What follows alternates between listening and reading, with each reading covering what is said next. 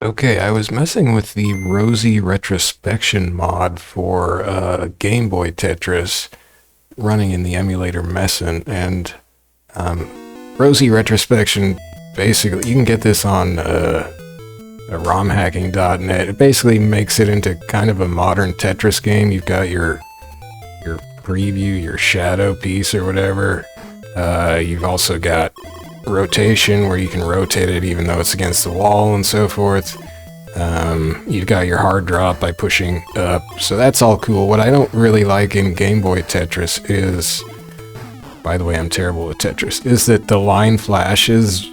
Lines, anytime you clear a line, they flash like that, and I have some photosensitivity, so I'm not really into flashing stuff like that. But I was thinking about this. What was also grabbing me about Tetris for Game Boy, though, is just that, like, the playfield takes up the full height of the screen. It's really, they had to maximize the screen size, or maximize the size of the pieces on the tiny little Game Boy screen, right? So they didn't waste any border area on the top or bottom. They zoomed it in as much as possible. But if you look at, like, NES Tetris does not do that by default. So if we just go with default settings here, this is again running in the emulator Mesen, which is an excellent NES and Game Boy emulator. So NES Tetris, you've got these huge borders on the top and bottom. It means that if you're running it in an emulator like Mesen, the pieces are smaller on screen in effect. But fortunately, Mesen has a thing you can do to change that. It's got this game settings, and I checked this box for use game-specific overscan settings. So you can basically cut off the top and bottom of the screen. So I'm using the values 47 for the top and 33 for the bottom. Do that, and then you unpause it and let it update. And now the pieces are bigger. So, anyway, now the pieces are bigger on my screen, and I like that, because I'm a simpleton who still can't play Tetris, but now the pieces are bigger. Does it make me any better at Tetris? No. I don't think so. I haven't noticed that I've magically gotten better, but I just, I don't play it enough, so how am I going to get better if I don't play it more? Oh, that's terrible. And actually, I play it with a hack. I play it with a hack called the Nostalgic Hack, which you can also get on romhacking.net, which just changes the background. I did notice that the value here for the top overscan setting, you can actually take it to 48 instead of just 47 for some reason, without cutting off the playfield. So I don't know how that works exactly. Maybe the hack, the nostalgic hack, actually sort of cuts off the top of the playfield anyway by 1 pixel or something. But the nostalgic hack, it's just an aesthetic hack that changes the background to this sort of starry night thing. And what I like about the nostalgic hack is that when you get a Tetris, which I'm gonna try to do here if I don't blow it. Oh my gosh, give me the piece. I mean, one thing the Rosy Retribution or Retrospection or whatever it is hack does on the Game Boy Tetris is it, changes the random piece distribution to the old quote-unquote 7-bag thing where you're guaranteed to get each piece every 7 drops or whatever. Whereas original NES Tetris like this does not do that. But so when you get a Tetris, it strobes one of the screen colors, which is one of the gray colors. This nostalgic hack happens to have a lot less of that particular gray color that gets strobed when a Tetris is scored. So the strobing effect is minimized quite a bit. So anyway, I also just think it's cool looking and pretty, so I don't know. Anyway, I just wanted to show that now, you know, you do that little overscan thing, and 47 for standard Tetris, and suddenly when you set it to full screen, your pieces are bigger. If in effect, because we've cut off those big top and bottom areas. So that, I don't know, I mean, can you make NES Tetris better? Well, maybe I just did in a tiny way, at least for display on my own screen and my own gaming pleasure, you know? It's all very selfish, but, I think that was a good little tweak, right? Tetris just got a tiny bit better even than it already is, which is pretty great.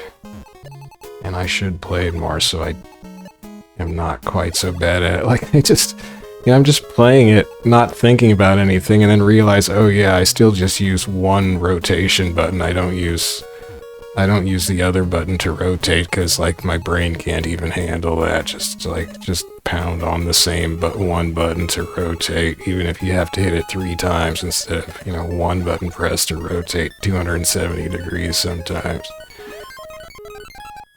But, you know, just, whatever we enjoy, right?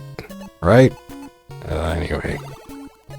So yeah, that, zoom your Tetris in, try it out maybe, overscan game setting in Mesen, and you might enjoy having your Tetris pieces just a little bit bigger on your screen. I seem to.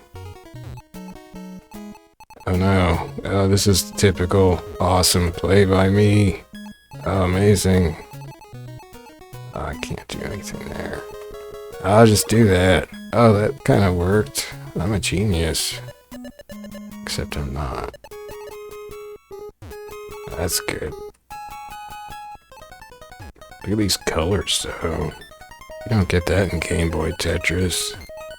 Ah, this is going well, I think. Oh, boy. Oh, dear. Oh, no, I can't do that.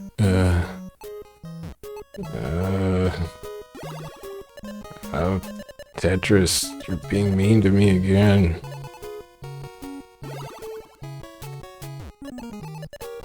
I actually went looking for like a hard drop hack for NES Tetris, and I didn't find one on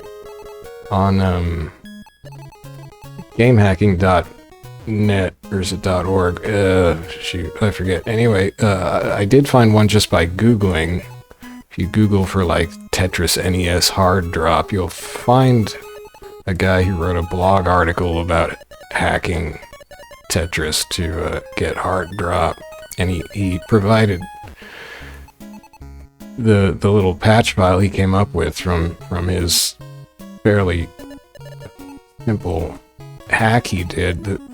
And it does give you a hard drop. It also gives you a shadow piece, you know, so you can see exactly where your piece is going to drop with the outline on the bottom of the screen. But it's a little glitchy, a little rough. The graphics are a little rough for the shadow piece, and it takes a chunk out of the word that says lines up in the top left. It like, at least with the nostalgic hack, it like puts a big black hashtag over one of the letters there, which is kind of weird. But what the main problem I found with it is that it seemed to make the game run slower, at least in Mesen. So maybe that simple little hack has a few drawbacks. I don't know. I'm not gonna use that one anymore. I mean, I used it for like 5 minutes, and I was, wait, something's up with this. So I'm kind of surprised though that nobody has done like a more polished hard drop hack for NES Tetris, at least not that I was able to find on romhacking.net, whatever it is. And I think in general there's just way more hacks for the Game Boy Tetris. Maybe that's just, well, I don't know. Do people see Game Boy Tetris as like the Tetris, or, because I don't think Game Boy Tetris has like any kind of like competitive scene, whereas NES Tetris does have a current pretty active competitive scene. So, but I think that scene is like not into, you know, they're into the running pure NES Tetris, so they probably wouldn't even, I don't know if they run it in emulator or not. I guess maybe they do, it's just more convenient, but who knows. Anyway, actually they probably don't. Maybe it's divided, maybe some will only play it on like a CRT in an actual NES or something. I like Mesen though, and it lets you do stuff like cut off the top and bottom massive borders and run these pretty aesthetic background changing hacks and all kinds of stuff. Mesen's pretty awesome.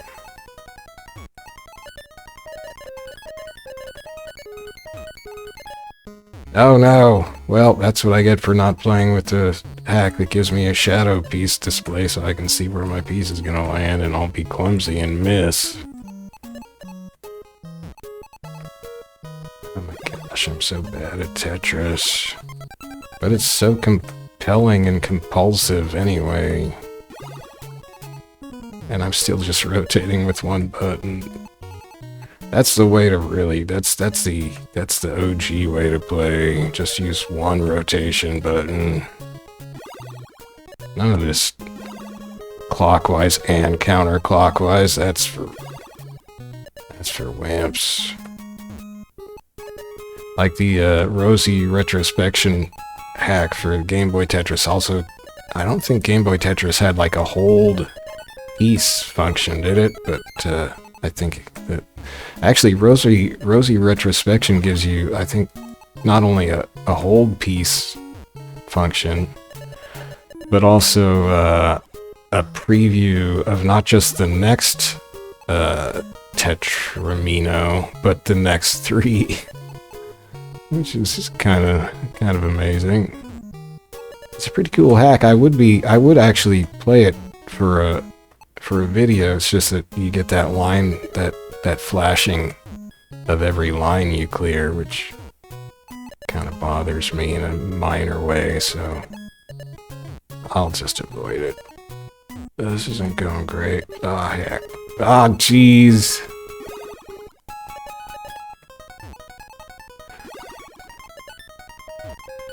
Oh yeah, we did it. We rescued it.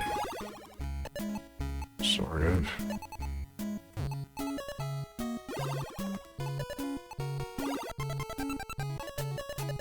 Oh no. Then I go and do that. It kicks up to level 8 and I just couldn't handle the transition. Oh no. Oh, that's probably a bad idea.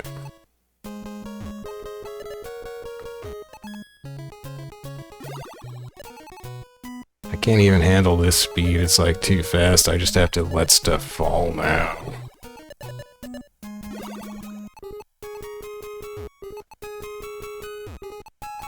Oh heck, I don't know. Ugh. Ew.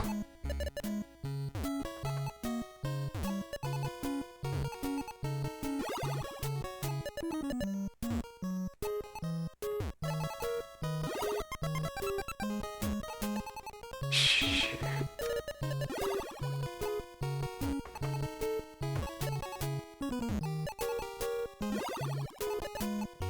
Uh-oh.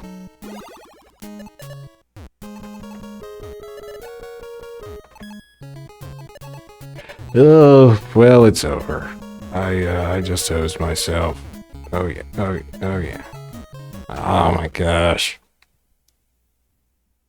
I usually do slightly better than this, I swear. Well, of course, since I'm cutting off the, since I'm using that Overscan, this would cut off the end screen slightly, right?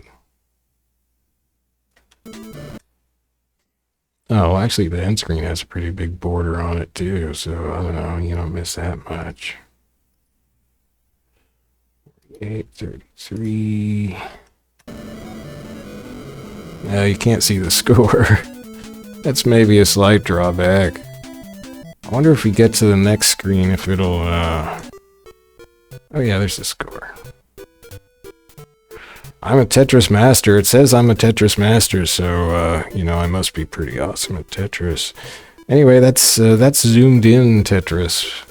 NES Tetris, played in Mesen with the Overscan setting, cutting off the top and bottom border to make the Tetris pieces bigger on your screen. Thanks for watching. See you later. Bye-bye.